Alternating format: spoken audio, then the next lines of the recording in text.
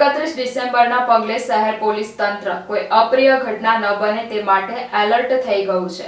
તો બીજી બાજુ મોડી રાત્રે બીપીસી રોડ ઉપર એક કપડાના શોરૂમ બહાર પોલીસ પરવાનગી વગર આતશબાજી અને ડીજે સાથે કેક કાપી ફિલ્મ અભિનેતા સલમાન ખાનના જન્મદિવસની ભવ્ય ઉજવણી કરવામાં આવી હતી, જેનો વિડીયો વાયરલ થયો છે.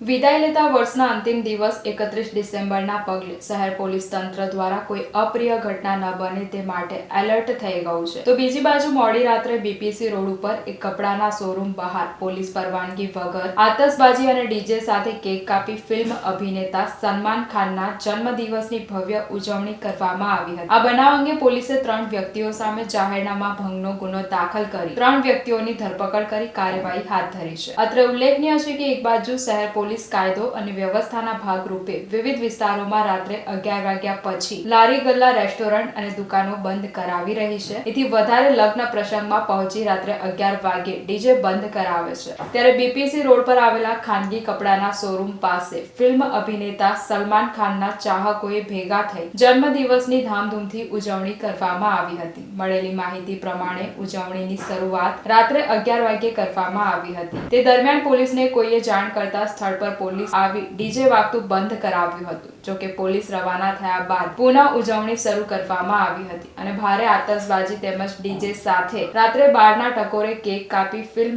અભિનેતા સલમાન ખાનના જન્મદિવસની ઉજવણી કરવામાં આવી હતી, જે અંગેનો વિડીયો વાયરલ થયો હતો. આ કાર્યક્રમ અંગે અકોટા પોલીસ મથકના પીઆઈએ જણાવ્યું હતું કે આ કાર્યક્રમ અંગે શોરૂમના સંચાલક વિપુલ કિશોરસિંહ મકવાણા તેમજ મેનેજર સરફરાઝ ઇમ્તિયાક અલી સૈયદ અને ડીજે સાઉન્ડ સંચાલક સલમાન સલીમ મેમણ ની ધરપકડ કરી કાર્યવાહી હાથ ધરવામાં આવી છે. તે સાથે કાર્યક્રમમાં ઉપયોગમાં લેવામાં આવેલી 4 લાઇટો, 2 સ્પીકર નો મુદ્દામાલ કબજે કરવામાં આવ્યો છે.